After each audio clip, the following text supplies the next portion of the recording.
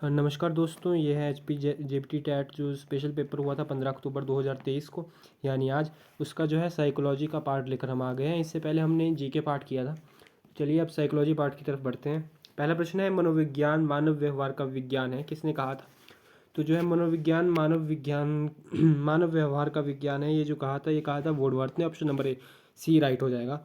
अगला प्रश्न है, शिक्षा मनोविज्ञान सहायक है, तो शिक्षा मनोविज्ञान किस में सहायक है? तो संपूर्ण शिक्षण प्रक्रिया में, स्वयं को समझने में, बालक को समझने में, या फिर शिक्षण विधियों के चयन में।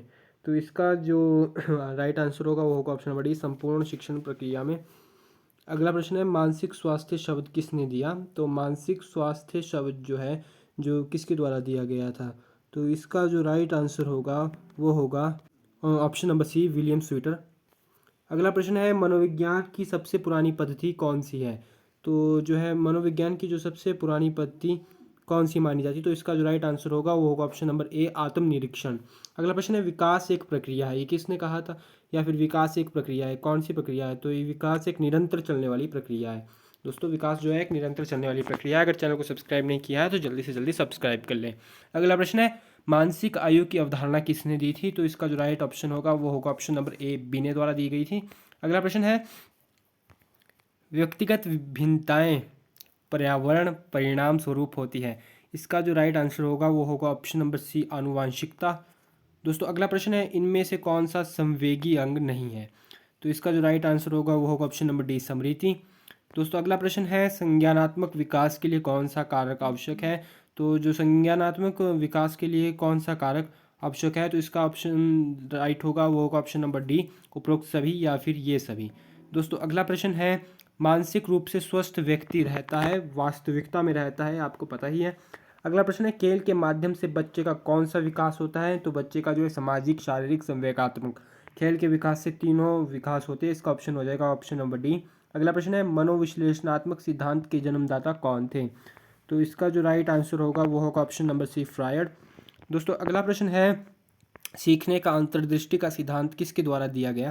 तो जो इसका जो राइट आंसर होगा वो होगा ऑप्शन नंबर ए, गेस्टॉल के द्वारा दिया गया था। दोस्तों, अगला प्रश्न है, गिलफोर्ड ने कौन सा बुद्धि सिद्धांत दिया? तो गिलफोर्ड के द्वारा जो कौन सा बुद्धि सिद्धांत जो प्राय दिया गया था, ये क्वेश्चन बहुत बार पूछा जा चुका है।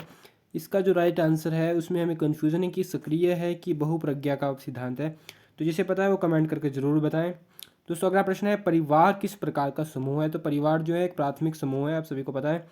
दोस्तों, अगला प्रश्न है, अधिगम को प्रभावित करने वाला छात्र संबंधित कारक है? तो ये सभी कारक जो है अधिगम को प्रभावित करते हैं, टीचिंग लर्निंग जो इफेक्ट करते हैं लर्निंग को, ये सभी कारक करते हैं, ऑल ऑफ द अबव आएगा। अगला क्वेश्चन है, नैदानिक परख की आवश्यकता क्यों होती है?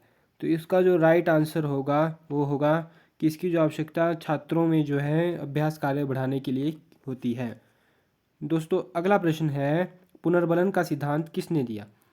तो आपको पता ही होगा कि पुनर्बलन का जो सिद्धांत है वो कॉलर ने दिया था। ऑप्शन नंबर 20 का राइट आंसर हो जाएगा कॉलर। दोस्तों, अगला प्रश्न है, वर्तमान समय में मनोविज्ञान क्या है? तो व्यवहार का विज्ञान है।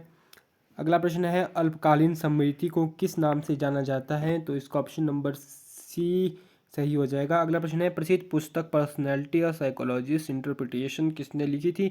तो इसका जो राइट आंसर होगा वो होगा ऑप्शन नंबर ए, ऑलपोर्ट ने लिखी थी।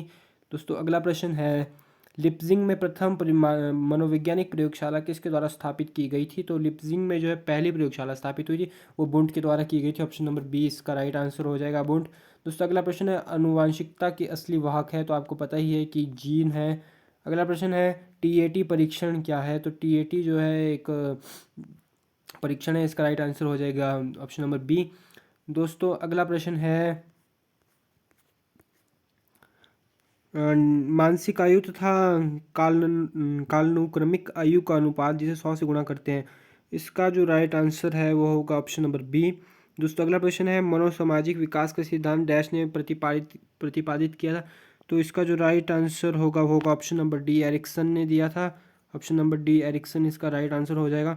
दोस्तों, अगला प्रश्न है, निम्नलिखित में कौन सा दृश्य सहायक सामग्री है? तो ये सभी दृश्य सहायक सामग्री है। Option number D, all of the above, इसका आंसर हो जाएगा।